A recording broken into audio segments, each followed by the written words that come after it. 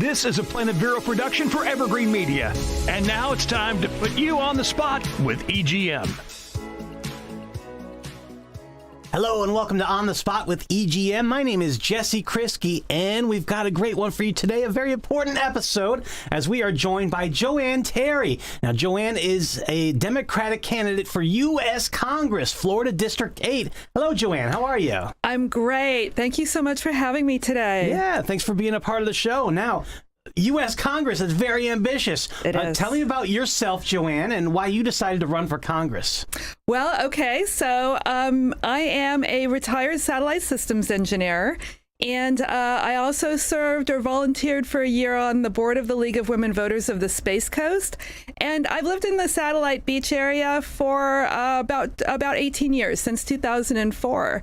And, you know, I entered this race last November because I watched for the entire year how our current representative, you know, that he started the year by voting against certifying the 2020 election results, and then he continued to vote with the most extreme elements of his party, and basically against the interests of this district.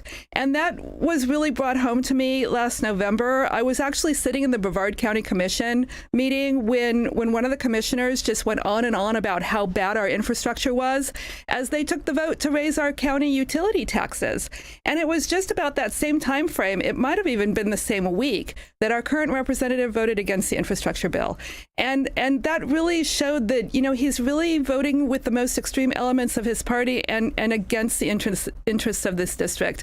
And, you know, we've all seen how angry we are now at each other. You know, our political divide has just gotten out of hand, and people are like yelling at each other at events, and we see all the profanity and the flags that are driving around on these big trucks in our neighborhoods. And I think most people are really just tired of that. So I entered this race to unite all of the people who are exhausted by the anger, disgusted by the hate, and really just want us to start getting along again and get our government working for us again. I like that. And great message. We're speaking with Joanne Terry for Congress, Florida District 8. Now, we have a lot of big issues in District 8 of Florida. What do you see is our biggest issue, and what would you like to accomplish as our representative? Well, sure. Well, thank you for asking that. Yes, you know, we are growing so fast as a district. I'm sure everybody can see that. You know, when I first moved here, I used to think it was crowded when I had 5 cars in front of me at a traffic light. Yeah. Right now, sometimes it takes me 5 cycles of a light to get through an intersection. And so we're really seeing that. And our GOP leadership at all levels here in this district has really prioritized that economic growth over making sure that all of our residents can participate in it, and that it doesn't destroy our economy, our environment. And I think one of the things that really brought that home to me was just a couple of weeks ago, I went to the Indian River County State of the County address or presentation. And there was a lot of discussion about affordable housing. Affordable housing is a big issue in Indian River County. It's a big issue in Brevard County and Orange County. And during the Q&A, someone stood up and said, you know, well, we have to figure this out ourselves because we're not getting any help from the Fed. And I think I've heard that in a lot of different areas where our current representative is just not taking his place at the table to participate. So one of the things I really want to do is take that seat at the table and work with our local and state representatives and organizations and make sure that we are bringing every fiscal and legislative lever at the federal level that we can to solve not just the affordable housing crisis, but to also deal with the long-term restoration of the Indian River Lagoon. And you know, those are at the local level. And at the national level, we really need to make sure that we shore up Social Security, Medicare, and veteran services because we have a huge percentage of our population here in this district that rely on those benefits. And that we also, you know, protect a lot of the freedoms and rights that are being taken away from us right now by the Supreme Court. Very good. Joanne Terry for Congress, Florida District 8. Now, you have an opponent coming up in the August 23rd Democratic primary. So you're going against another Democrat. What makes you think you're the best choice in this primary? Well, Well, I think the way I think both of us would describe it is that I'm the more moderate centrist Democrat in the race, and she is much more progressive than I am. And, I've always been a moderate because I do believe that we do need to work our way back to a balanced budget. We need to be fiscally responsible. And being an aerospace engineer, I obviously believe in a strong defense as well. And we seem to be in this cycle right now of party representation over people representation.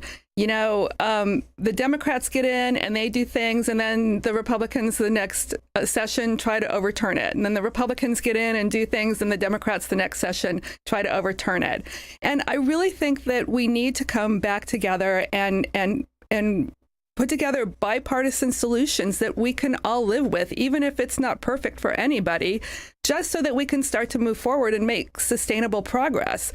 Because not only can we not make progress on the issues we need to be dealing with, but we can't put in place the proactive plans that we need to get ahead of things like climate change and like ensuring that we're self-sufficient as a country in terms of our semiconductor production and our energy production. So I really believe that, for me, it's not compromising values, democratic values, to work on a bipartisan basis. It's just being willing to share those values with others that we don't agree with. That's good. And your slogans are Bridge Our Divide and Let's Be Neighbors Again. And we have some shots of you holding your campaign sign, Let's Be Neighbors Again. Yeah. And so that kind of ties into that. And so how do you plan to accomplish that? How do you plan to reach across the aisle then? Well, I think a lot of people are ready for that. When I first moved here in 2004, people were so friendly. I moved from the Los Angeles area, and we didn't even know our neighbors. And in fact, when my mom moved here in 2009, she noticed it right away too. I remember she said to me one time, Joanne, the lady who checked me out in the grocery store, she asked me how I'm doing, and I think she actually cared. And, people talk to each other. And I really feel like we have lost that smaller town friendly feeling. I go to some of the tabling events at the Friday Fests and street fairs now, and there are people who won't even look at me when they find out that I'm a Democrat. And I kind of know how we got here, but I'd kind of like to not be here anymore, So having that kind of a slogan, which, by the way, actually my UCF political science graduate that works on my campaign came up with that slogan, is so disarming. Having it on our T-shirts and having it on our signs, and people come up to me and they're like, okay, well, they can't be mad at me. So what do you mean by that? And we can actually start to talk to each other again. We have spent so much time listening about each other in our respective media echo chambers during COVID that I think now we just need to kind of turn everything off and start to talk to each other again. So I'm hoping that the slogan and just being out there and willing to talk will help start those conversations again. I like that. Now, we've all been following the Supreme Court and their decisions. They've overturned Roe versus Wade and potentially others coming up. Yeah. How will that help you, or will it help you in November?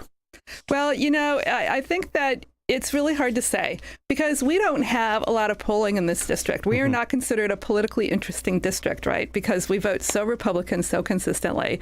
So we don't really know where people are. And I think as a whole, the majority of the people don't want government in our bodies. And I think that we saw that with like the Kansas decision yesterday was super encouraging, right? Because it split right along almost the 60-40 kind of split that you see with the national polls. But when you look at the details, only 19 of their 109 counties actually voted to keep women's rights. And so when you look at our district and you look at Florida, I'm afraid we're like one of the other 90, right? So I don't know how much that's going to, as an issue by itself, affect this year's election. I do think it's going to drive a lot of turnout, and I do think that it's going to be one of the unifying issues, but I think that all of the other issues that we face, like the Indian River Lagoon and the affordable housing, is also important to unite around. So we'll see. I'm very interested, but I'm also very encouraged. I like that. And I like the unity message you have, too. And as we know, Republicans, they're tough. They're going to come after you. They're going to come after you in November. They're going to criticize you for this and that. What do you think they will criticize you for, and how are you going to address that? Well, I think the first thing they're going to come after me is experience, right? Because our current representative has basically been in elected office here in Florida and in this district or close to this district for about 30 years. So he's going to say, she has no experience. She's never run for office. But when you look at our Constitution requires that a representative in the House of Representatives be 25 years old and 7 years a citizen. So I do not believe our founding fathers intended our representatives to be at the end of long political careers. I think they intended our representatives to be one of the people that they're representing.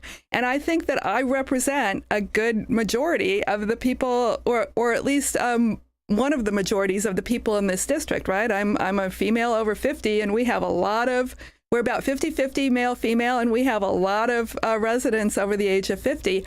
And I've really lived the American dream. I came from a single family household, and I depended on public schools and affordable college to become economically independent.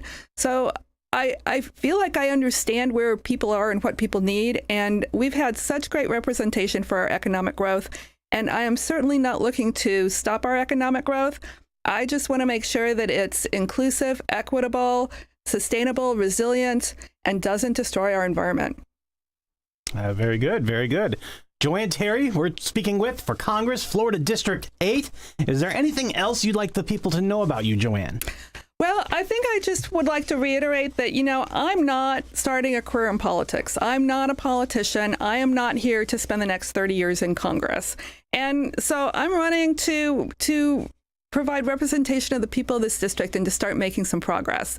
So I'm going to be asking people to take a chance on me for 2 years. 2 years is all I'm asking to make things better.